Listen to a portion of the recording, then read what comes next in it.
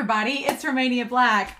So yeah, I couldn't wait. I had to watch episode 2 of Monster because the last episode, starting out, Tenma, Dr.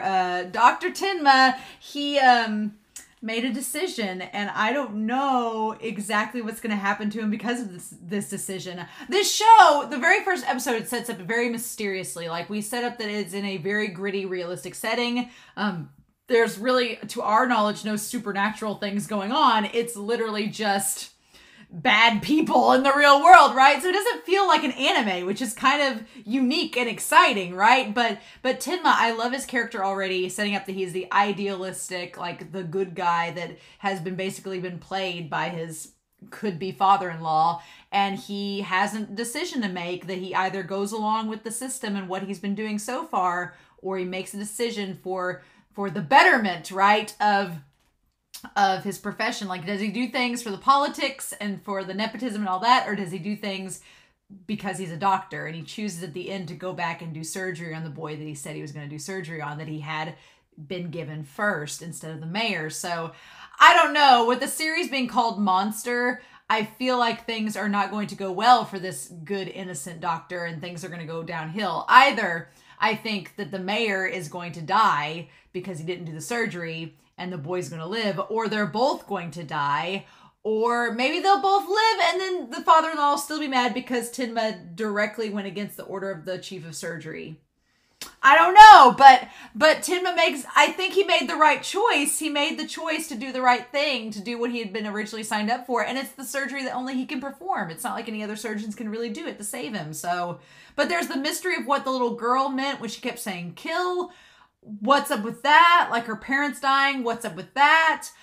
There's a lot of mystery and setup, and the episode in the first episode for a pilot, it felt like a slow molasses drip, but there's enough mystery and intrigue there that I'm like, okay, what are we doing? Because it's a long series. It's 75 episodes. We got a long journey with Monster, so I'm curious to see what all we're gonna get out of this series. And this first episode was very intriguing, so I waited a couple days, but I couldn't wait anymore. So you know, as I get comments, I'm sure I'll go into them. But I also wanted to watch this episode because I wanted to see the aftermath. Like, how did the surgery go? Did the boy live?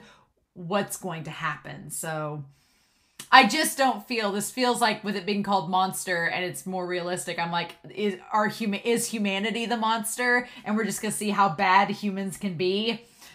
That seems about right. So yeah, I'm curious. So I'm hope you all enjoy, but I really liked the first episode. It was a good dive into things, and now I want to see where we go to from here. So, but we're gonna start and see what happens in episode 2 of Monster. And we're going to start that here in 3, 2, 1, and let's go.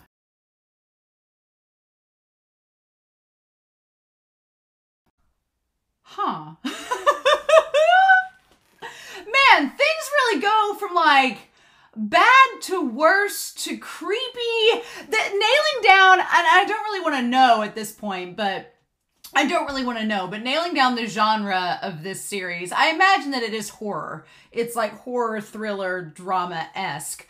But yeah, the horror elements are there, but it's very subtle, and it's sneaking in, and it's very, very creepy. And so what I like about this series so much is that it's very realistic, but there's that little underlying creepy factor that you're like, is this gonna turn supernatural? Is it gonna stay realistic? What else is there to it?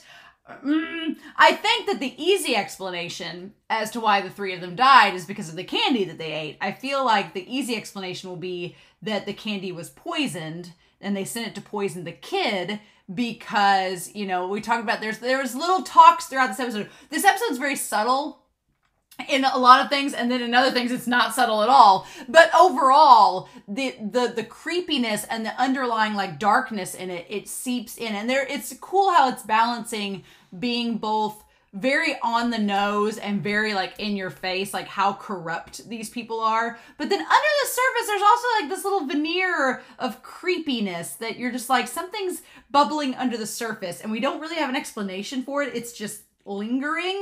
And so I'm very curious to see how it plays out throughout the rest of the series. But yeah, Dr. Tenma, I feel so bad for him. Because yeah, he performs this amazing surgery on this kid that like is so hard. And you're just like, what the hell? Like, he does this incredible surgery and the nurses and everybody praise him for it. And Dr. Becker, you know, we give Dr. Becker a really hard time in the last episode because he's kind of like a sleazy late doctor there. But he seems to be like the only one that has Tenma's back at this point. He knows how the system works and he's tried to warn Tenma about it. He's like, you gotta stay on top or you're gonna fall to the bottom of it, right? And so that's kind of where Tenma is right now. But man, he does this amazing surgery and everything and wants this boy to heal. And he's like, I sacrificed everything for this kid. And then when he gets to Boyer and them and gets to them, they find out the mayor died. So yeah, so the mayor died. He didn't make it. And I'm just like, but honestly, like Boyer in this, the doctor's getting mad at him. I'm like, no, he was clearly called to do this surgery first. And I don't feel like Tenma made the bad decision because he was the only one that could perform it, right? Or was he? Like, there is a pride to it, I guess. I guess if you think about it, his argument is he was the only one really qualified to do a surgery of that caliber and have the same success rate. But it's like, I think he made the right choice in the end, but he really staked a lot of his pride on the fact that he did this surgery for this boy. Like, he's like, no, I'm the only one that can do it. I'm the one, like, Becker won't be able to do it right. The boy will die. I've got to do this. And so it's kind of, what do you do? Because yeah, he was called in to do it, but he was already agreeing to this, but his higher up said to do this. And so it's like, but he knows the corruption in the system. And so it's so complicated. Like, what was the right choice to make? And I like to think that the choice he made was based on the circumstance where he abandoned the wife and her husband to save the opera singer, right? To save the opera singer. And so he's kind of fueled and motivated by that choice, that he's like, I made that decision and that was the wrong decision. So I'm going to choose the less political choice to go with. But maybe it's not the less political choice because the boy, Johan, still has, Johan and Anna, they're both tied to like political systems, and the director and them try to use them in the end anyway. So it's fascinating. It's because, yeah, it's like, what was the right decision to make? And you want to say, well, he made the right decision by going with the surgery he was assigned to first that only he could do. But at the end of the day, like, you know, someone died either way. So in doing that, it's like you see Tenma's argument where he's like, no, lives should be equal. And I like what this series is doing. It's setting up just how idealistic and how like grounded in this like equality that Tenma is, where he's like, no, all lives are equal and I'm just doing the first one that I come across, right? But it's layered, right? Because it's like, okay, well, if you hadn't have known about the wife and the man, would you have taken that boy on his surgery? And I'm like, I don't know. And I don't know. I don't know the vibes that I get. The girl screaming when she saw him. Is it just trauma or is there more to it than that? Why does she keep saying the word kill? In my mind, I'm saying she wanted to kill her brother. But why would she want to do that? I don't know. I'm like, I don't know how to feel about this. I'm like, I don't know. And the boy's reaction seemed like he was genuinely, like he was crying, seeing her and reaching out towards her. So maybe she's taught, maybe she just saw him and associated that with her parents being shot and it was just too much. It was too much trauma. And I do agree with Tenma that they should not have had her see him that soon. No, should not have happened. And because she just couldn't handle it. But yeah, post the surgery, all the doctors are mad at him because he was insubordinate and went to do this other surgery. But it's like you had two other doctors that could have done this surgery. And it's like, why is it very much drives home this idea that Tenma is really good at his job. And so people take advantage of him. And that is something that is so true to life, that if you are good at a job, it is very easy to get taken advantage of and very easy to get thrown at more work than you are justified having. In the job that I currently have, there's been several times where someone has been like, well, this job isn't getting done properly. Could you try it out and see if you can do it? And I've done that before. I've taken on extra jobs being like, oh yeah, we can do that. And the problem is when you do the job right and you take the time and effort into it and you're good at it, then suddenly people are like, well, why don't you just do that all the time? And it's like, I was just temporarily doing this, but okay. And so I can see instantly how Tenma getting taken advantage of. It's so relatable. And like, if you are diligent and good at something, it can become very easy to be taken advantage of because of that and get used, right? Not to say that that happens at my current job. It doesn't. But I've had situations where I've had to say no because I was like, no, I don't want this to become a thing. And I take on more than I can handle, right? And so then, but yeah, I like that Tenma just did this amazing surgery, saved this kid. Like, that could be newsworthy stuff. I'm like, when the director figures out that the media coverage is going to give the hospital more prestige, and he deliberately leaves Tenma out of it. I was so mad then, because I'm like, Tenma saved this boy's life. You treated it like it was a dirt case, and now that you realize you're going to get some prestige, now suddenly you want to get, like, media attention, but you want to leave out the guy that's responsible for it? I'm like, ugh, it's just, ugh. And Tenma just being like, how dare he, like, the bastard, like, he's better off dead. Careful what you wish for, right? So I'm like, oh God, oh God. But the fact that they're like, oh, well, the prestige of this hospital is going to be lowered because of this incident. I'm like, it was an accident. It just happens. And Tenma's so thrown off by it. Like, even the poor nurse that's like, she's like, the surgery was wonderful, and he's just done. He's just tired of it. And so they talk about the mayor collapsing and that they're like trying to figure out. So we find out that this Isler Memorial Hospital, we get established, is the premier hospital in Germany in the city. So that's why they use them so much for the press conference. And the guy, the director tries to smooth it over. I was like, they're trying to name a successor. Ugh, and poor Tenma, he's like, I just need to get some sleep. So then the Liebert case. So again, we cut to this news coverage of the Liebert case. And judging from signs of a search, the police, what they determine it could be is so like split apart. I can see why the detective's like, we need to solve this case quickly before, but again, the police detective, he's like, we need to solve this case quickly before the special services come in and take credit for it. So it's not that we're trying to solve the case to like put this girl and her brother at ease, knowing how their parents died, and put their country at ease. No, we just want to do it before the other group so that they can't take the credit. It's like, awesome. Great. But the way they say it's either a robbery or a political terrorist, I'm like, those are two vastly separate things. Like, a robbery is something that can happen like anytime, anywhere. A political terrorist is very specific. So I'm like, that's a big spectrum there. We need to maybe narrow that one down a little bit, huh? And then obviously that it's a high profile case, which is why I was like, they said a two-pronged investigation is underway. That's why I was like, the hospital not giving Tenma credit. I'm like, wouldn't you, like, when they obviously wanted Tenma to do surgery on the mayor because he was going to give subsidiaries to the hospital and the money was more important. But I'm like, it was still a high profile surgery on this kid. So, and I like that they don't do a press conference about Tenma saving the son. So it says, of this couple's twin children, the son received a gunshot wound to the head, underwent successful surgery, but still has to regain consciousness and is listed in critical condition. And he just looks so aloof. That kid just looks kind of aloof and out there. Like, he's not looking at the camera. But yeah, like a world news story does a conference about it. And they say, and now for the weather. Like, they do just like a simple little thing being like, oh yeah, well, there was a successful surgery, but he's still in critical condition. Now for the weather. Whereas with the mayor dying, they had a whole giant press conference. So it's so aggravating and frustrating to see Tenma like get shit on in this entire thing. It's like, ugh. And then, but Tenma doesn't care about that. That's the thing.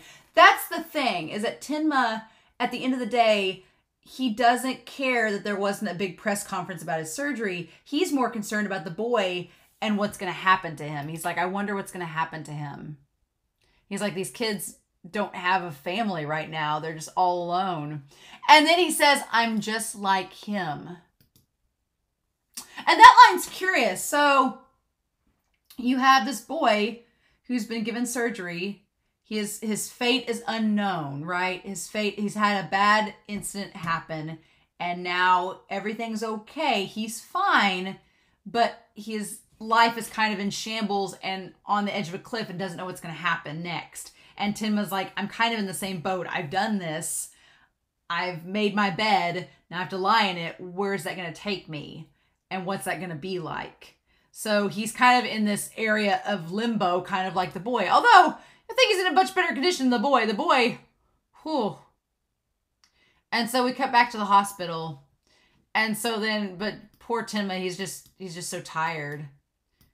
And then they're kind of aggravated, and Becker comes in. He's like, yeah, he's like, you're going to keep being used now that you're at the bottom of the food chain again. He's like, I told you the hospital's ruled by politics. If you'd played your cards right, your future could have been smooth sailing. If you'd just gone with the flow. But now he's like, you and I are in the same boat. So I'm guessing, did Becker do something at some point to go against the system? And now he's just a surgeon there and that's all he is? Interesting. I kind of like Becker's character. He's sleazy, but he's like, it doesn't have an ill spirit. He's just kind of like a troll. And so, in any case, at this point, Tenma does not realize that he's kind of on the crapola list at this point. He doesn't realize how bad things have gotten. But then we cut to the girl. So yeah, the detective's trying to get a story. He's trying to get a confession out of the sister, thinking that she will be able to give him some hints or clues as to what happened that night so they can narrow it down. And the nurse is like, the girl keeps slipping out of her room. She keeps trying to leave. Something's up. And the two twins, it's like the freaking Shining. They're kind of creepy. Like her just wandering around the hospital at night saying kill. Kind of creepy. Little wee bit. And then the brother like slowly waking up after Tenma talks to him. Kind of creepy. I'm not getting good vibes from these twins. I'm a little worried about them, if I'm honest. But yeah, so then we have this big banquet, which is, man, sucks so much. I felt so bad for Tenma at this entire press conference. And so you're like, yeah, we did the utmost to save him. The public's evaluation of this hospital has not changed one bit. Gotta say, this is all taking place in the 90s. Or actually, at this point, this anime, I feel, was made in the 90s. It's taking place in the 80s. There's a lot of 80s fashion I like, but I will say one thing. These suit and tie combos of the 80s and 90s, no! I like a guy, if a guy's gonna wear a tie, it needs to be like a paisley tie or a floral tie or a solid color, like just, maybe not a black tie, but like a solid color or floral or paisley. Those all look good. The tie suit combos in this episode at this banquet, no. Like, Tenma, I love you. You're my favorite character of the series by far, but a Lloyd Spy Family green suit and then a blue tie with like olive diamonds. It's not even the same olive that the suit, no. I did speech for too many years where we had to like match suit and tie combos. Does not work. But then you go to Dr. Eisen and Dr. Boyer and their suit tie combos are even worse. It's like, nope, they're pretty bad too. They're just sitting there like, what is that polka dot tie? What is that? What is that striped tie? No, y'all, no. Yellow shirts with olive suits does not go. And so then, yeah, Tenma's just kind of down and out. Like, his fiance hasn't shown up yet. We'll talk about her in a minute. But he just kind of feels bad. And then he sees the director and he's telling one of the surgeons, I looked at your paper. He says, I hope you'll continue to work on your research. And at that point, it's like, yeah, when he laments to Johan later, he's like, I came to Germany and was taken under the wing of the director because I read his paper and was inspired. But now that I think about it, it probably wasn't even him that wrote the paper. It was probably someone else he conned into writing it, like he was going to con me into writing his manuscript. Like, if there's any justice in this world, it's that Tenma was not going to write his manuscript and do his work for him anymore. But Tenma's seeing the writing on the wall of just seeing just how much he was used and how disposable he is. Like, he was the director's daughter's fiance, like, and they just discard him like last week's bread. It's like, what the heck? It's awful. And you see him get mad and he just sits the wine down like, nope, not going to have it anymore. And he tries to go and make amends with the director. I'm like, dude, with Director Heineman, I'm like, Tenma, you should just leave. Like, let it be. He's like, don't even try. And so he tries to apologize for everything. And the moment Heineman's like, oh no, it's in the past. Now. He's like, what's done is done. It's like, once he said that, I was like, no, I don't get good vibes. It's not good. That's, He's like, you did what you thought you should. Let's leave it at that. And Tim was like, he's so happy. He's like, oh, I'm glad bygones are bygones. I'm like, no, that's not a good thing. Whenever they do that, that's like, no, the head of neurosurgery. And then no. And he's like, oh, pardon me. I'm being called up. And then he's like, it's not you. And they gave it to Boyer.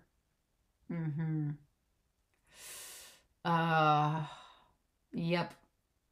And Tenma's world just shatters. Because he's like, well, I don't understand. He's like, you can stay at this hospital if you want, but you're not going to rise up any further in the ladder. You're going to stay in the neurosurgeon position that you're in. Someone with a flawed character such as yours. And I'm like a flawed character. I'm like, you're so corrupt. And he says Tenma has a flawed character. Like, Tenma was just doing what he thought was right. And he's like, I recognize your skill as a surgeon, but that's it. And you don't see his face. He's saying to it with his back to him. And he's like, you should give up any ideas of preventing. At that, I can't believe that I got more upset when he was like, you can't present any more papers in any future conferences. I was like, oh, no, because what that means is like his life work, like what he's been doing the last how many years he's been there means nothing. Like his research, like all the stuff he wants to present. No. And if you've ever been like in higher academia or anything like that, then like publication is really important. And a lot of professors can't advance unless they publish material. And so the idea that somebody is actively saying, no, you're going to stay in this position on the ladder. You can't move anywhere else. That's what that's saying. Like, you are going to be stuck here. And Tim was like, but my research, everything I'm working on, you're going to just stop it?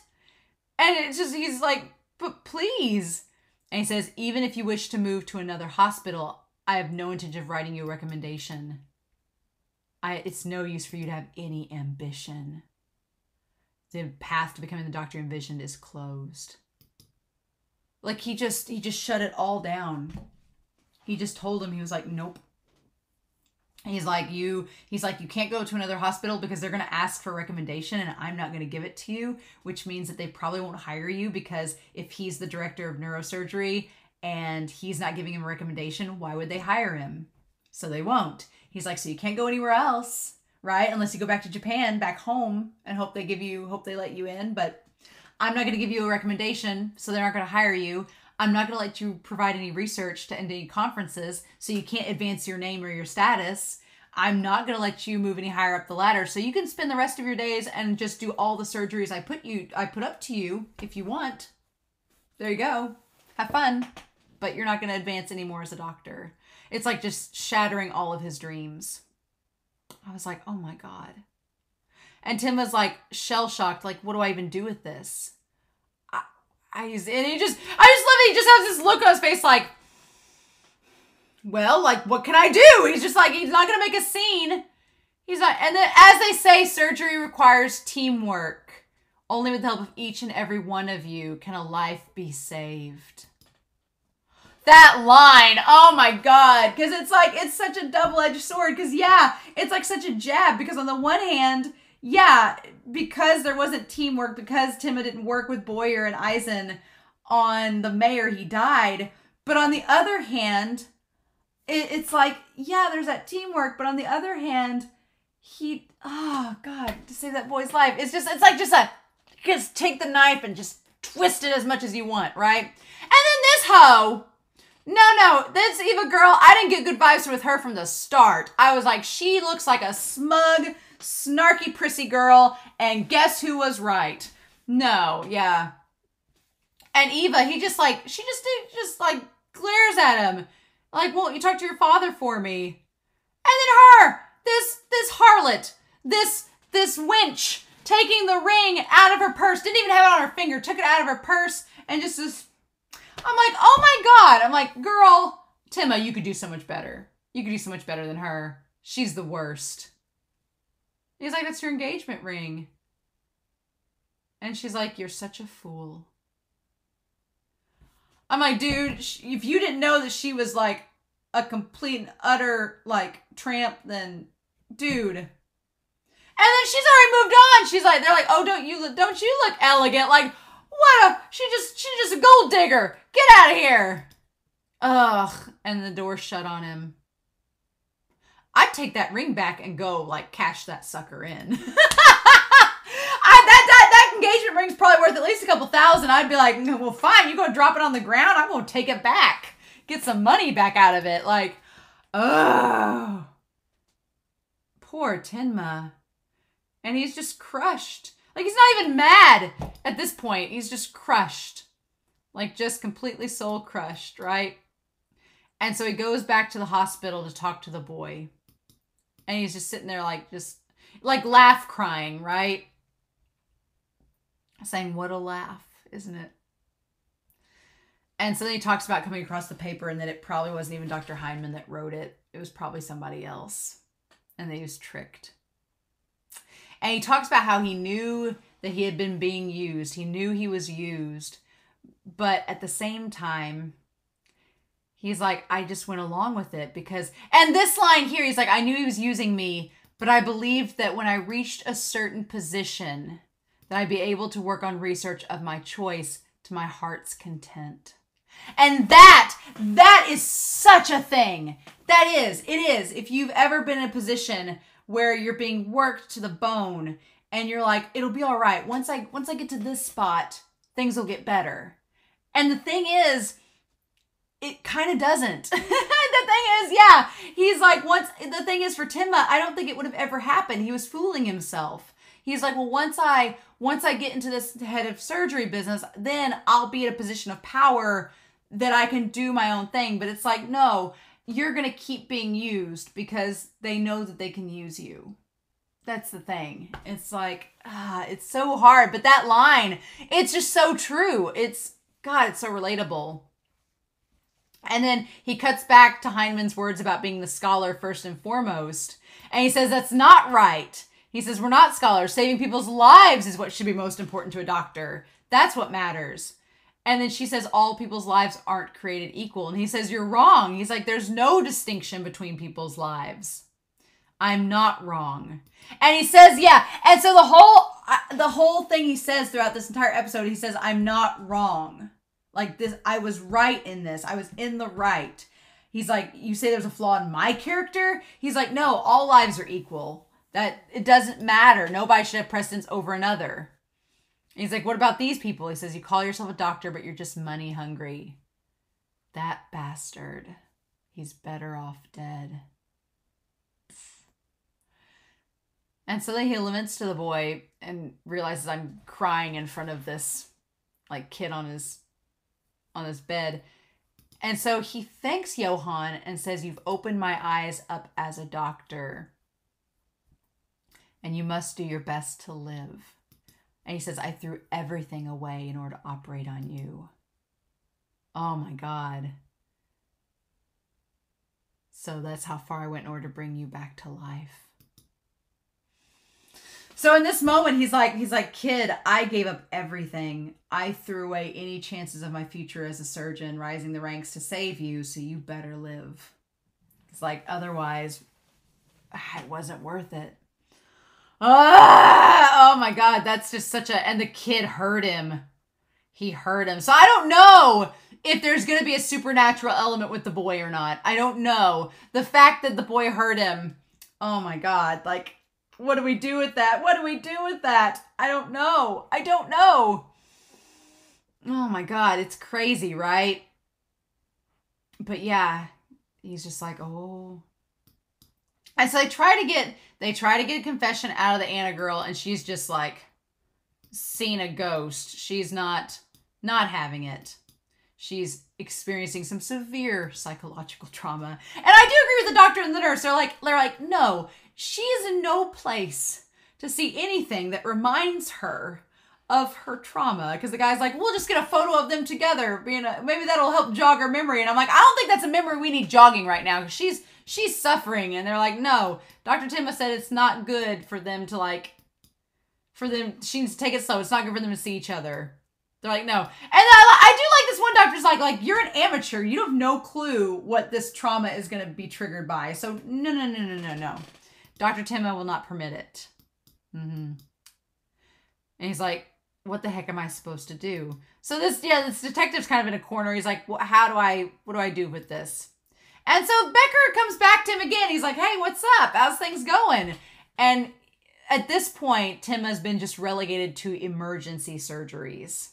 Just constant, right? Not doing the high profile cases, nothing like that. Not being told to get sleep and make sure you're well rested. No, he's kind of like in Becker's position. He just has these emergency surgeries. And Becker's like, yeah, it's fun, isn't it? He's like, they're working you to the bone ever since you've been demoted. But he does ask if he's all right. He's like, and he does seem kind of concerned. I will give Becker this. He does seem, he's like, you're so tired, but you still got to do work.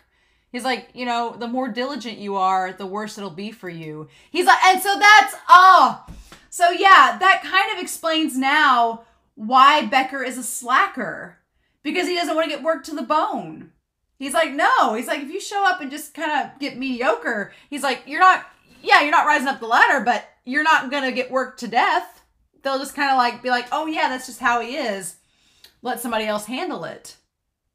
So that kind of makes sense with Becker's character now, that why he is the way that he is, because he sees the writing on the wall. He's like, well, I'm not moving up the ladder, so I'll show up when I show up. And he's telling Tenma, he's like, if you keep working yourself to the bone, you're going to make a mistake, or they're just going to keep working you till you drop. But this room 402. So they talk about all the gifts and the letters of encouragement. There's mountains of them in his sister's room as well. And so the two only have each other. And the media keeps reporting on their heartbreaking plight. So, but then of course they're like, well, as far as the hospital is concerned, they're nothing but an inconvenience. And it all comes down to money, because they're like, there's no sign of anyone paying for their medical expenses. I'm like, of course, at the end of the day, we don't care that these are children who have lost their parents and one was shot in the face, but they can't pay the bills, so they're an inconvenience. Okay. Like the three of them are just absolutely awful, right? And so he says, their story's a pitiful one, but that's just fine. It's just giving the hospital attention, right? And the kids are valuable. Ugh. And they're like, well, yeah, I guess. And he says, why don't we do this? We'll give the media a photo of the siblings together. And so, yeah, I think it's such a representation that the director, he takes like, and what weird product placement. I love Werther's. Werther's are like the hard candy Werther's. They're great. I love them. I've loved them ever since I was a kid, but such a bizarre product placement, because that's clearly what they are. I've seen so many bags of that candy. I know instantly what it is. And it's just, I know exactly what that Werther's candy is, but there he is holding it.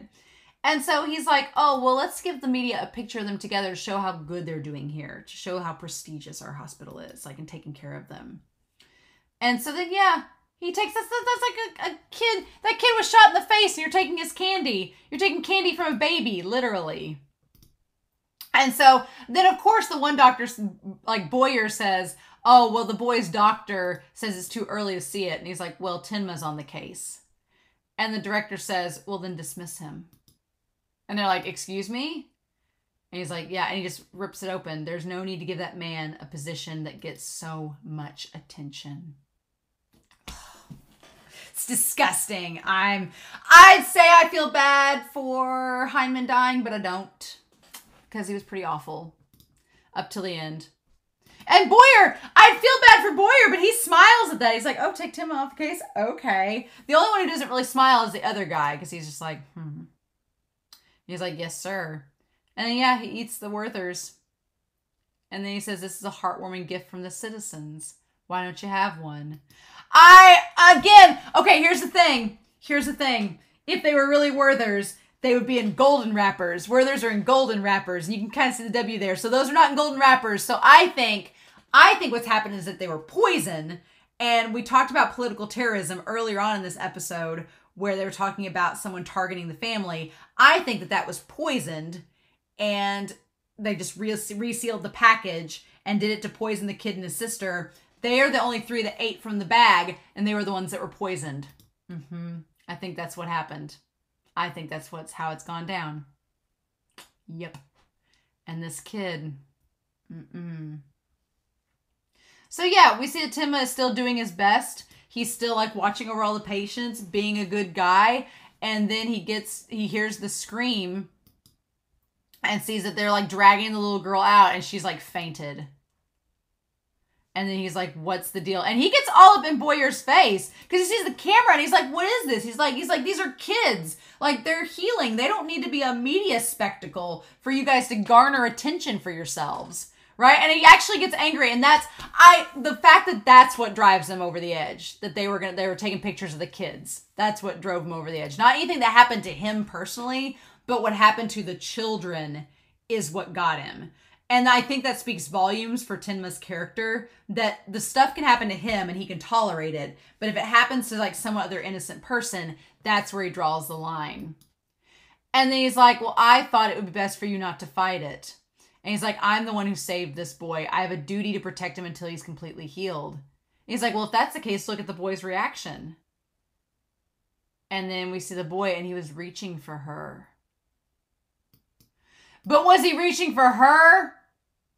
They say as soon as he saw his sister, he extended his hand and cried tears. He regained consciousness and showed a normal reaction. That means the surgery was a great success. That boy, yeah, he just looks like there's an innocence there, but I'm so curious about it, right? There's an innocence on his face there where he's just like trying to figure everything out. I'm so curious about him and his sister. They're probably like the biggest mysteries, obviously, of the series so far. And then Boyer says, good work. Now your job is done. And he shoves him away. That's the thing. He shoves him away. I'm like, go back to where you belong. And Tenma's just like, it's like everything, like what he gave everything up for is now taken away from him. Like he gave everything away to save that boy, and now he can't even watch over the boy. He doesn't even get that duty anymore. Ugh, dang it. So of course he goes to the bar and gets drunk. But poor guy, like he's just like, don't make me laugh. And he's just stumbling through the streets. And says, who cares what the director says? Who cares what the chief says? It's like they're all money and power hungry. Ugh. And he just stumbles into the alleyway and like knocks over all the wine bottles and lands there. And it's just so sad because he's sitting there and he's like, he lifts himself up and he's like, I'm not wrong. He's like, I know I was in the right. I didn't do wrong. And like you can see his face is scuffed up. Oh, and he's like about to cry. Damn it. It's awful, right? But I was afraid this whole time. I was afraid that he was going to get paged. The whole time he was sitting there in the alleyway, I kept thinking that he was going to get paged to like go and do an emergency surgery. And then he'd be like in no state to do it, right? But apparently they didn't contact him. Instead, the girl, Eva, comes home to see her dad. As soon as she called out to me, he didn't answer. I was like, well, that's weird. And then we see the nurse coming in to check. So was it room 402? Let me see. Which room was it? She was looking over for him. And yeah. She goes in there to see the chief and them. Are you still meeting at this hour? And then sees, yep. I want to see if we got a room number by chance, but no. And it's Boyer and the guy that ate the other Werther. They're in the study, yeah. Okay. And then the same thing happened with the dad, with the director. So, yeah, that shot of, like, the table being, like, red, right? Oh, my God. The table just being, like, red beneath him and him just sitting there. Oh, my God. And the camera zooming in. Oh, that was great. What an effect. What an effect. Oh, and then we come back to Tenma, who somehow made it back to his apartment. Somehow made it back. And he's just sitting there, like, in bed. saying the bastards. Ugh, that bastard, he's better off dead.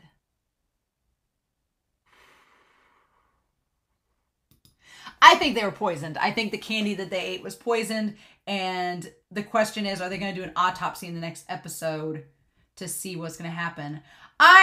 If the only thing that can make Tenma's situation go from bad to worse is if they try to like convict him of murder. But I'm like, there's no way Tenma could have done it. One, how could he have gotten into their house? How could he have gotten into the chief's house and did anything? It didn't look like he was strangled or shot or anything. So how could he have done that? And then there's no way they can pin this on Tenma. I don't think so. Nah. I think it was, I'm like, if they try to convince him of poisoning, what did he do, right? So, I don't know. I think they were poisoned, but the question is, why are people trying to, well, I mean, if they're terrorists, like, going after the family because it's political, that's why they tried to poison the kids, but I felt really bad for Tenma in this episode because I like Tenma a lot. He's a really good character. I like him a lot in this series, and I felt really bad for him, and things just kept going from bad to worse. I'm glad he got away from Eva, though. That girl's no good for him. No, sir. No. So, I don't know, but I love the mysterious undertone this show has. The twins are creepy, and I'm curious what's going to happen with them. I am really feeling bad for Tenma, and I'm a little bit scared for him, especially now that these 3 individuals are dead, and there are 3 that are directly connected to him. Things have gone from bad to worse for Tenma, so I'm a little afraid of it. I don't know what to expect, but I don't know. I'll probably wait till after episode 1 airs, at least on Patreon and YouTube, maybe before watching episode 3, but I don't know. I'm very curious. So I'm also curious to know your thoughts down below. Please no spoilers. I love the mystery with this series, so please no hints or clues or spoilers of what's to come. I want to figure it out as we go. So with that being said, I hope y'all have a wonderful week. Please stay safe, take care, and yeah, let's all fingers crossed for Dr. Tenma that things are better next episode because, whew. But in the meantime, I'll be back very soon with more Monster. Bye.